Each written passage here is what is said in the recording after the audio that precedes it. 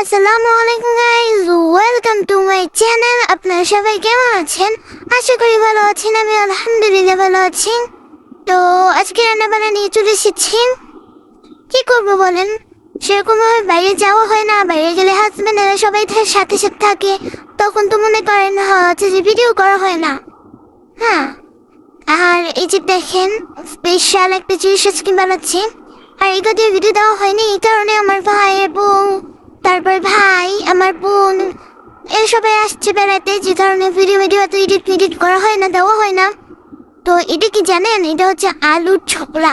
তো অনেকে আলুর ছোকরা ফালাই দেয়, তো আমি আজকে অনেকক্ষণ ভেবে চিনতে ভাবলাম যে আলুর ছোকরাটা না ফেলে এটাকে কিছু একটা বানাইয়ে ফেলি। আলু ভর্তা যদি আমরা খেতে পারি, আলু ছোলা কেন খাইতে পারবো না? দেশের চেষ্টা করে। আবার আছে না অনেক আমরা আস্ত আলু দিয়ে রান্না করি, ছোটো ছোটো আলু, এগুলো ছোলা শুধুতে। তো কি করে ছোলাটা ছিলে ফেলে দিই, আর এটা যদি পাতা হয়ে যেত আমাদের খাওয়া হয়ে যাবে, ভিটামিন হয়।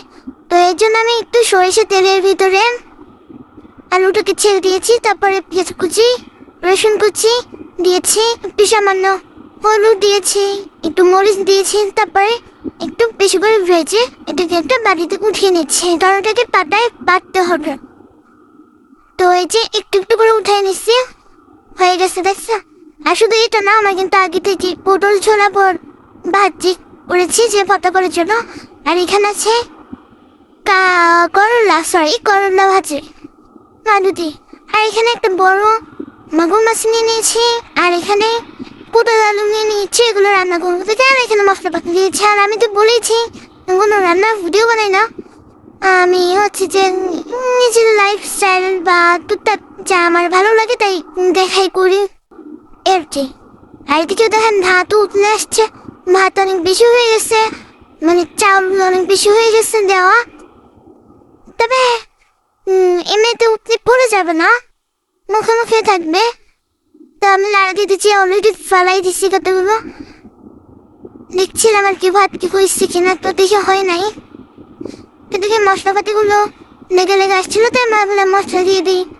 ওই তো পেঁয়াজ রসুন আদা জিরা এগুলি দিলাম, তারপরে হচ্ছে হলুদ মরিচ ইত্যাদি দিলে সব কিছু দিয়ে মিক্সার টিক্সার করে রান্না বান্না যদি আপনারা করে থাকেন এগুলো তো সবাই, আমিও সেটা করছি।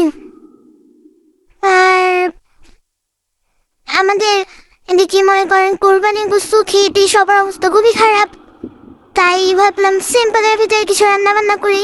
এই যেমন পটলের ছোলা ভর্তা, আলু ছোলা ভর্তা, তারপরে হচ্ছে পটল আলু দিয়ে মাছ দিয়ে রান্না করা ঝোল।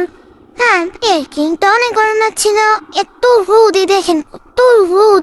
এবার দেখতে পাচ্ছি ছোট একটা ফ্যান ছেড়ে নেই, তো অনেক আরাম লাগছিল ফ্যানটা ছেড়ে, অনেকটা আরাম লাগছে। এটা আপনাদের ভাইয়া বিদেশ থেকে নিয়ে আসছে আমাদের জন্য, স্পেশালি আমার জন্য। অনেক আরাম, বাতাসটা অনেক ঠান্ডা আসছে, ছোট ফ্যান তো অনেক বাতাস। তো এদিকে মশলাটাকে আমি ভালো মতো কষিয়ে নিয়েছি না, আর এই যে চাল ঠেলছি। যখন অনেক বেশি গরম লাগে বিরক্ত লাগে, তখন মনে হয় যে আমি চুলা সব ভেঙে চলেছে, গ্যাসের চুলা রান্না করি আর ফ্যানের বাতাস খাই। কিন্তু গ্রামের বাড়িতে তো আর এগুলো সম্ভব না, তাই না? গ্রামের বাড়িতে মনে করেন এগুলা করাটা তার বিশ্বাস। তো তারপর হচ্ছে এখানে আমি মুরগি গোস্ত নিয়ে নিয়েছি একটু, আর বাচ্চার জন্য ফার্মের মুরগি গোস্ত।